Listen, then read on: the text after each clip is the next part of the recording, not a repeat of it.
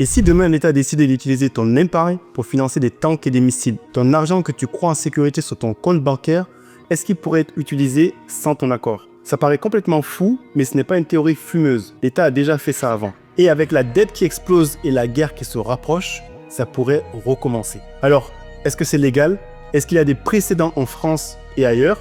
Et surtout, comment éviter que ça t'arrive? On va voir ensemble avec des exemples concrets et des solutions que tu peux appliquer dès maintenant. Et reste bien jusqu'à la fin parce que la meilleure protection contre ça, c'est pas celle que tu crois. Allez, c'est parti.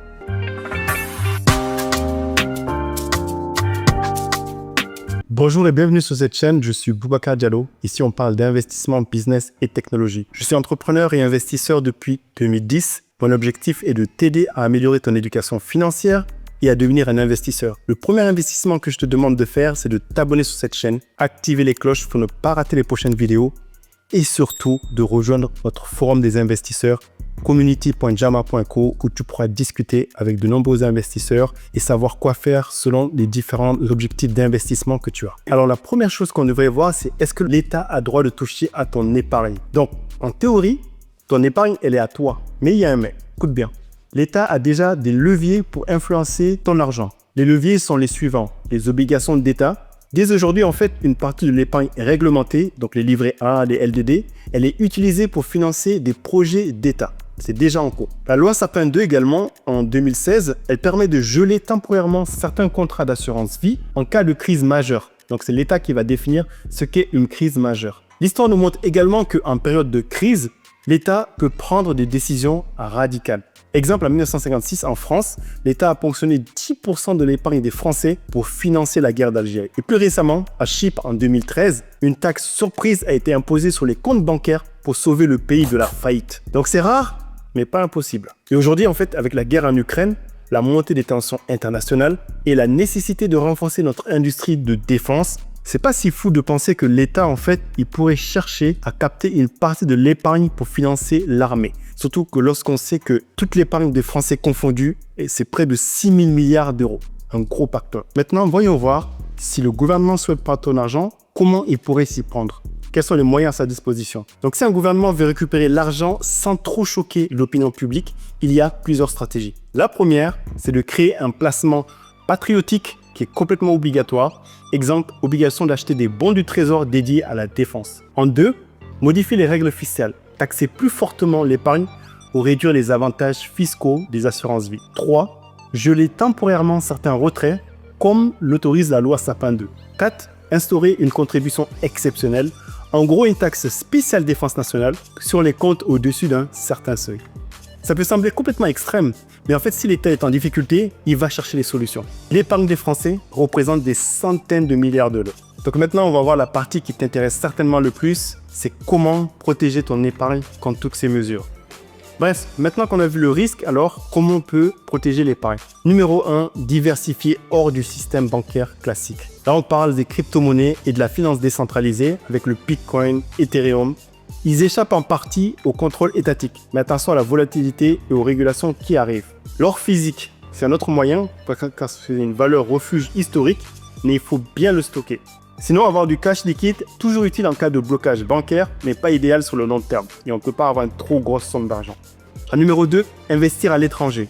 Donc, on peut avoir de l'immobilier hors de France, par exemple acheter à Lisbonne, Dubaï ou Miami. Pourquoi pas? Avec les risques qu'on prend. Ou même avoir des comptes bancaires à l'étranger. C'est légal, mais attention aux déclarations fiscales obligatoires. En numéro 3, on peut voir aussi qu'on peut miser sur des actifs beaucoup plus difficiles à saisir, notamment investir en bourse dans des actions étrangères, comme Apple, Tesla, Alibaba. L'État français ne pourra pas y toucher. Ou encore, acheter des objets de valeur, comme des montres, de l'art, des vins rares. Peu de gens y pensent, mais ça peut être une très bonne protection. Enfin, en numéro 4, utiliser des structures juridiques adaptées. Par exemple, on peut créer une société pour protéger son patrimoine ou une fiducie ou trust à l'étranger. C'est une solution plus avancée, mais efficace dans certains cas. Bref, il y a pas mal de solutions, mais elles demandent d'être anticipées. Et dans tous les cas, ne mets pas tous tes œufs dans le même panier.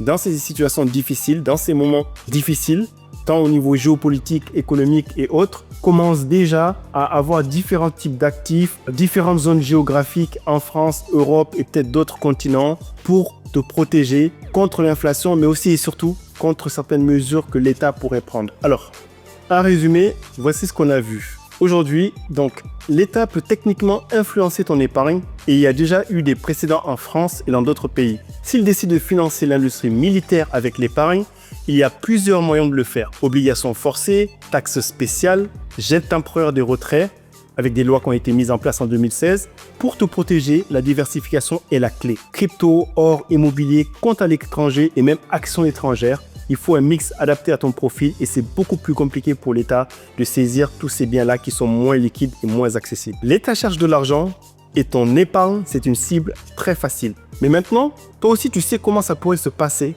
et surtout, comment protéger ton argent avant qu'il ne soit trop tard. Fini l'illusion de la sécurité bancaire. Tu sais que l'État peut geler, taxer, voire détourner ton épargne si besoin. Fini l'argent qui dort. Diversifier, c'est la clé. Crypto, immobilier, actifs étrangers, tu as énormément d'outils financiers à ta disposition. Ceux qui anticipent sont toujours en avance. Fini la naïveté. L'histoire a montré que ce genre de mesure peut arriver. Alors autant être prêt plutôt que surpris. Aujourd'hui, tu as toutes les cartes en main. Reste à savoir ce que tu vas faire avec tout ça. Dis-moi en commentaire, c'est quoi ta stratégie, toi, pour te protéger, toi et ton épargne. Tu mises sur les cryptos, l'or ou un compte à l'étranger. Bref, partage sur la vie, ça peut aider beaucoup d'autres personnes qui se posent toutes ces questions avec ce contexte géopolitique. Et si cette vidéo t'a appris quelque chose, lâche un like, abonne-toi et active la cloche pour ne pas louper les prochains conseils d'investissement. À bientôt et n'oublie surtout pas que tout le monde peut devenir un investisseur.